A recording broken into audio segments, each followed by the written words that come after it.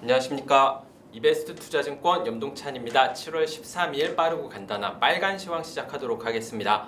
어제 뉴욕 증시 상승세로 마감했습니다. 3대 지수가 모두 사상 최대치를 기록할 정도로 모두 강했는데요. 다만 시장 금리가 상승하면서 금융주 위주로 상승하다 보니까 나스닥 같은 경우에는 상대적으로 상승폭이 낮았다, 이렇게 보시면 될 것 같습니다.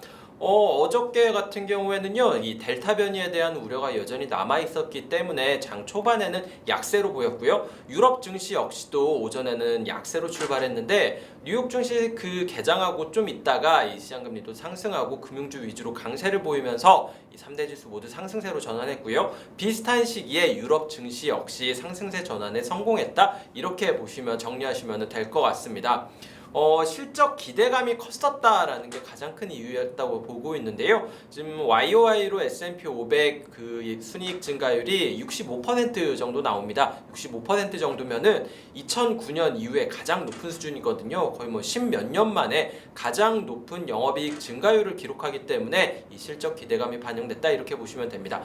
한국 같은 경우에는 이 상황이 좀 달라요. 1분기 실적이 제일 안 좋았기 때문에 YOY로는 올해 1분기 실적 증가율이 제일 좋았고, 2분기 같은 경우에도 뭐 70% 가까운 이익 증가율이 기대가 되고 있기는 하지만 1분기에 비해서는 뭐 100%가 넘었으니까 약간 내려옵니다.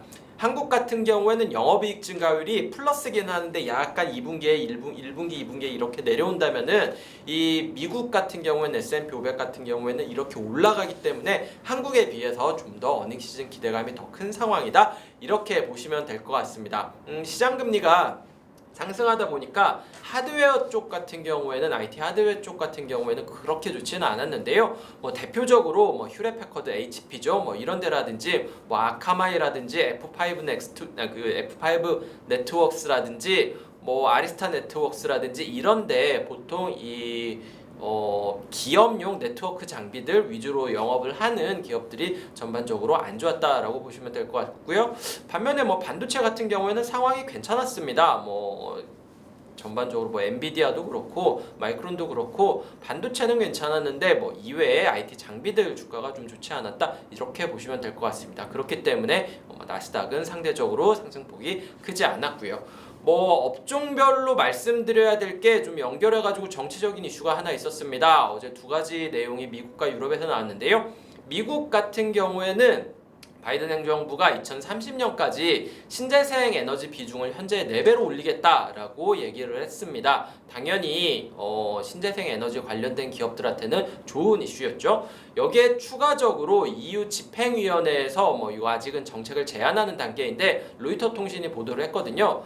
뭐 EU 집행위에서 나온 얘기로는 2035년부터는 휘발유라든지 디젤차를 이제 완전히 판매가 금지가 되도록 하겠다라고 얘기를 했습니다. 이거는 제안을 하는 거고요. 아직 뭐 바로 확정되는 거는 아니고 이제 EU 국가들과 협상을 해야 되는데, 어쨌든 2035년부터는 탄소 배출을 줄이기 위해서 이 휘발유와 디젤 자동차 판매를 금지하겠다라고 얘기를 했습니다.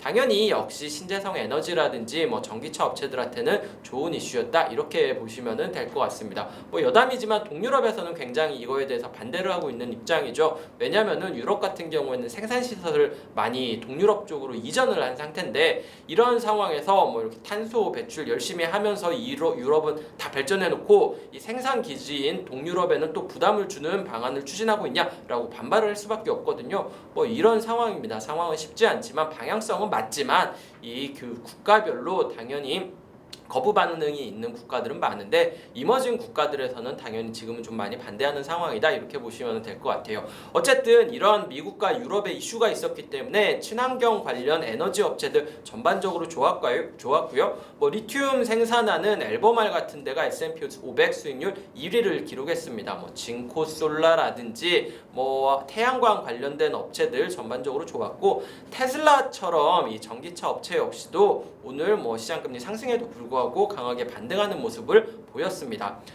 종목별로 체크할 만한 게 하나 더 있는데 이 디즈니가 성과가 한 4% 정도 올랐습니다. 월트 디즈니 같은 경우에는 이 마블 스튜디오를 가지고 있는데 블랙 위도우가 지난주에 개봉을 했잖아요. 개봉 첫 주 성과가 팬데믹 이후 영화 박스오피스 1위를 기록하고 있다는 소식이 들려왔습니다.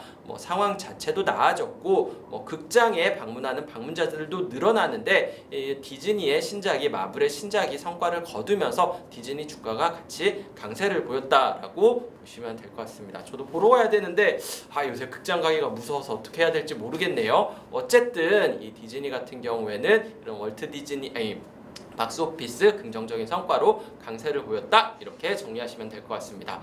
오늘 준비한 빨간 시황은 여기까지 말씀드리면 될 것 같습니다. 요새 날이 너무 덥네요. 지금 저희 사무실도 지금 에어컨이 안 나와가지고 더워가지고 파업하고 싶은 기분인데, 어쨌든 이 시청자 여러분들 같은 경우에도 더운 날씨에 물 많이 드시고 건강 유의하시는 하루 이번 주는 좀 지내셔야 될 것 같습니다. 네, 오늘 여기까지 말씀드리겠습니다. 감사합니다.